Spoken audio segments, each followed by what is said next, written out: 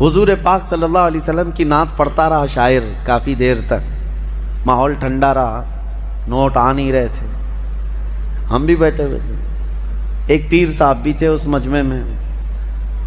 شاعر نے جو ہے ڈائیورٹ کر لیا اپنے رخ کو، اور وہاں سے پیر صاحب کی شان میں اب اشعار پڑھنے لگا۔ او جوش، ماحول گرم ہو گیا، لوگوں کے نوٹ نکلنے لگ گئے اور اس پر برسانے لگ گئے۔ کس طرح کا مجمع بنایا گیا ہے میرے عزیزو، اس حبیب رب العالمین کی شان میں نعت پڑھنے پر سناٹا ہے، جس کی تعریف میں قرآن رطب اللسان ہے، جس کی تعریف میں تمام کائنات کی اشیاء رطب اللسان ہیں، اس نبی رحمت کی تعریف میں تمہارے کانوں میں سناٹا ہے۔ اور ایک پیر کے متعلق جیسی ہی کہہ دیا گیا، جوش آ گیا۔ یہ شخصیت پرستی کا جو رواج شروع ہوا، اس سے بچا جائے، اس سے بچا جائے۔ میں اس کے سخت مخالف ہوں۔ بات ہو تو رسول رحمت کی بات ہو، مصطفیٰ کریم صلی اللہ علیہ وسلم کی بات ہو۔ میں نے کبھی یہ اپنے لیے پسند نہیں کیا کہ میرے شان میں یا میرے لیے کوئی بڑے القاب یا بڑے اشعار پڑھے جائیں، کبھی نہیں۔ اللہ گواہ ہے اس بات کا۔ ہماری خواہش صرف اتنی ہوتی ہے، ہمارا اپنا نام کس کی وجہ سے ہے؟ وہ رحمت دو عالم صلی اللہ علیہ وسلم کی وجہ سے ہے۔ اگر نبی پاک صلی اللہ علیہ وسلم کی نسبت ہمارے ساتھ نہ ہو تو ہم تو ایک مردہ لاش ہیں، ہماری اپنی کوئی حیثیت نہیں۔ شاعروں کو یہ چاہیے، نعت خاں بنو، نوٹ خاں نہ بنو۔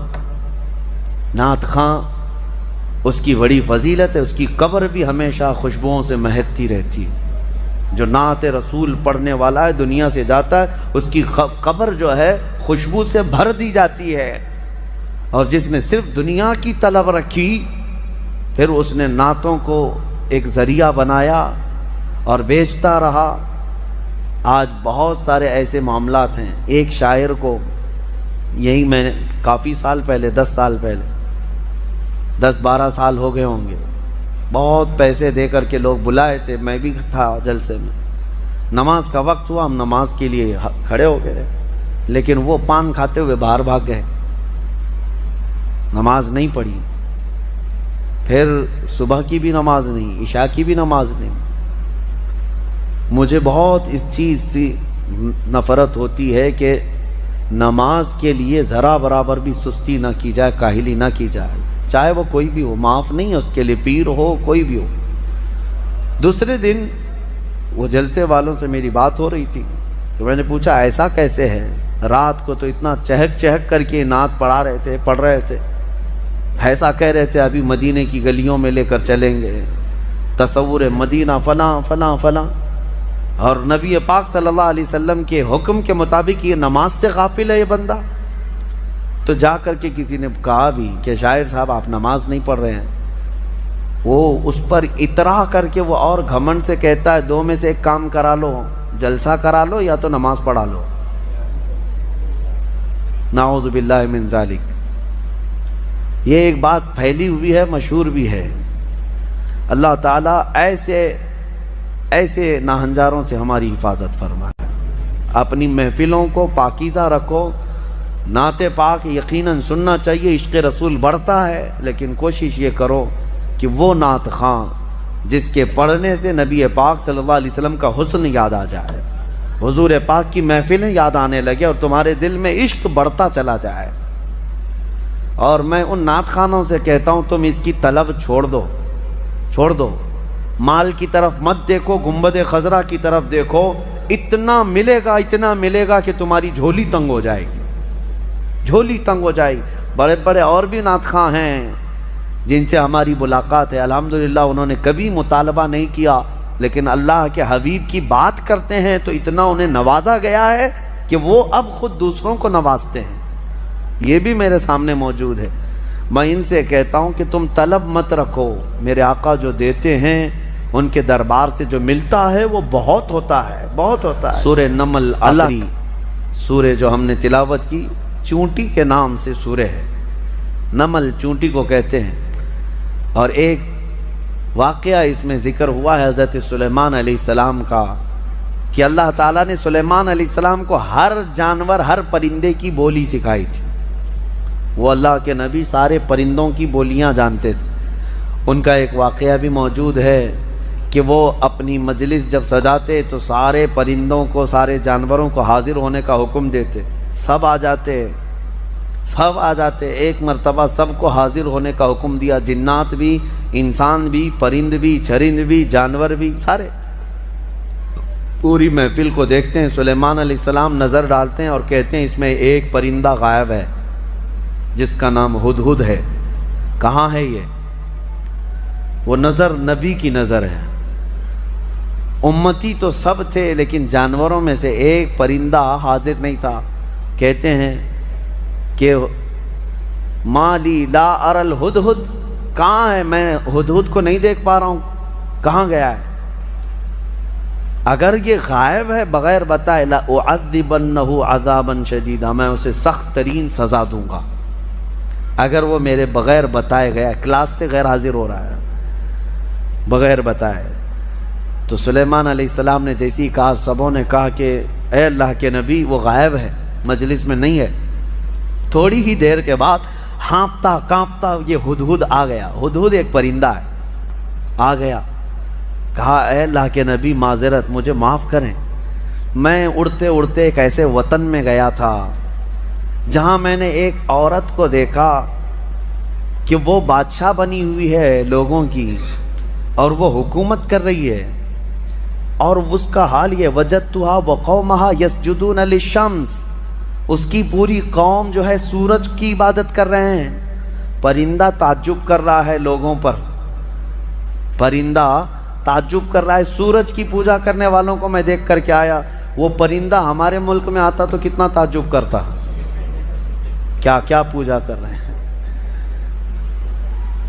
وہ پرندہ، یہ سبا بلقیس ملکہ تھی، یہ رہنے والی تھی یمن کی، اور حضرت سلیمان علیہ السلام فلسطین میں ہیں، اور یہ پرندہ یمن سے اڑ کر کے آیا اور کہا میں ایک ایسی عورت کو دیکھا جو حکومت کر رہی ہے اور اس کی ساری قوم سورج کی عبادت کر رہی ہے۔ ان کو عقل نہیں ہے اے اللہ کے نبی، اور شیطان نے ان کے اعمال سجا کر کے دے دیے ہیں ان کو، اور بہکا کر کے رکھا ہے، کیا بتایا جائے، سب گمراہ ہیں۔ تو سلیمان علیہ السلام نے کہا ٹھیک ہے، تیرا عذر قابل قبول ہے کہ تو ایک ایسی خبر لے کر کے آیا ہے، کیونکہ سلیمان علیہ السلام کی حکومت تقریباً پوری دنیا پر قائم تھی ان کے دور میں۔ تو اب جب ان کی رعایا میں اس طرح کی بات پائی جا رہی ہے، یا کوئی دور دراز کوئی عورت حکومت کر رہی ہے چند لوگوں پر، اور یہ پرندہ خبر لے کر کے آیا، تو حضرت سلیمان علیہ السلام نے کہا ٹھیک ہے جا، میں تیرے ہی ہاتھ اسے پیغام بھیجتا ہوں۔ ایک خط لکھا جس میں شروع میں ہی لکھا بسم اللہ الرحمن الرحیم۔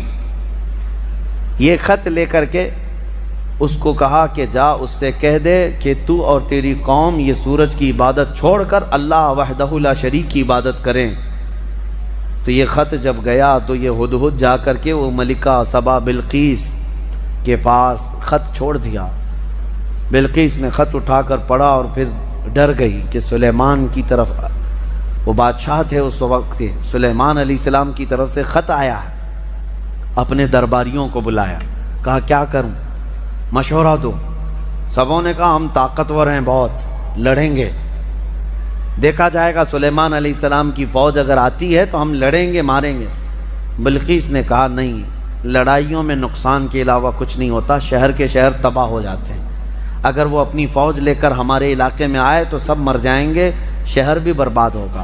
ایک کام کرتی ہوں، اکثر بادشاہ ٹیکس کے لیے یہ سب کرتے ہیں، یعنی جیسے یہاں پر بھی ہوتا تھا کہ علاقے فتح کرتے تھے، اور اس علاقے کا جو نواب ہوتا یا راجہ ہوتا اگر وہ ٹیکس دینے لگ جائے تو چھوڑ دیا جاتا۔ تو بلقیس کہتی ہے کہ دیکھتے ہیں بڑے بڑے ہدیے، تحفے اور مال دے کر سلیمان علیہ السلام کو بھیج دیں گے کہ سال میں ہم لوگ اتنا دیتے رہیں گے، ہمیں چھوڑ دیجیے۔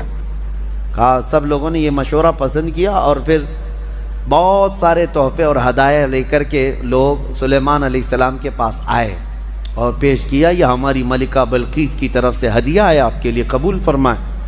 سلیمان علیہ السلام نے دیکھا اور کہا اتمدوننی بمال، فما آتانی اللہ خیر مما آتاکم، تم یہ ہلکے مال سے مجھے لبھانے آئے ہو؟ تمہارے پاس جو ہے اس سے کئی گنا زیادہ بہتر اللہ نے مجھے عطا فرمایا، لے جاؤ اس کو، واپس لے جاؤ، اور ہم آ رہے ہیں ایک ایسی فوج لے کر جس کو نہ تم نے پہلے کبھی سنا تھا اور نہ کبھی قیامت تک سن سکو گے، ایسی فوج لے کر اب ہم آ رہے ہیں۔ سلیمان علیہ الصلوۃ والتسلیم نے کہہ کر کے بھیجا، جاؤ، اگر تمہاری ملکہ سبا بلقیس آ جاتی ہے تو ٹھیک ہے، ورنہ ہم فوج لے کر کے آئیں۔ انہوں نے کہا ہم پیغام لے کر جاتے ہیں، اور جا کر کے کہا لوگوں نے کہ انہوں نے تو مال کا ایک قطرہ بھی نہیں پکڑا، ایک سکہ بھی نہیں لیا، واپس کر دیے۔ بلقیس نے کہا تب تو پھر وہ کچھ اور چاہتے ہیں۔ اس کا ایک تخت تھا جس پر وہ بیٹھتی، اس کے متعلق ہے کہ وہ سونے اور چاندی سے جڑا ہوا، 80 گز لمبا، 40 گز چوڑا، بہت بھاری، جو جواہرات سے جڑا ہوا، اور اس کو جہاں رکھا جاتا تھا 7 دروازے تھے، 7 پہرے دار تھے۔ وہ اپنے محل کے اندر اس تخت کو رکھتی اور اس پر بیٹھتی تھی، بلقیس ملکہ تھی۔ اب وہ اپنی فوج کے ساتھ یمن سے نکلی ہے، کہاں؟ فلسطین آنے کے لیے۔ سلیمان علیہ السلام کو خبر ہوئی تو اپنی مجلس سجاتے ہیں اور اس کے بعد پوچھتے ہیں کوئی ہے میری مجلس میں جو بلقیس کے آنے سے پہلے اس کا تخت یہاں لے کر کے آ جائے؟ قرآن میں ہے قال عفریت من الجن انا آتیک بہ قبل ان تقوم من مقامک، اے اللہ کے نبی میں لے کر کے آ جاؤں گا۔ کون کہہ رہا ہے؟ ایک جن۔ عفریت من الجن کا مطلب ایک سرکش جن تھا، بہت بھاری دیو تھا، بڑا جن۔ وہ کہتا ہے کہ میں وہ تخت لے کر کے آ جاؤں گا۔ کب تک؟ کہتا ہے آپ کی مجلس ختم ہونے سے پہلے لے کے آؤں گا۔ جنات کی بڑی طاقت ہوتی ہے، اسی لیے بہت سارے بابا لوگ جنات کو قبضے میں کرنے کی کوشش کرتے ہیں۔ ہاں، کیا کیا عمل کر کر کے موکل حاصل کرنے کے لیے کوشش کرتے ہیں، اور یہ موکل ہوتے کیا ہے میں آپ کو بتاؤں۔ بیچاروں کو یہ خود کو نہیں پتا ان کی خود کی طاقت کتنی ہے، ان سے خود سے جنات بھاگ رہے ہوتے ہیں ڈر کے، آپ سے بھی ڈر کے بھاگتے ہیں جنات، آپ کو پتہ نہیں۔ اور حیرت کی بات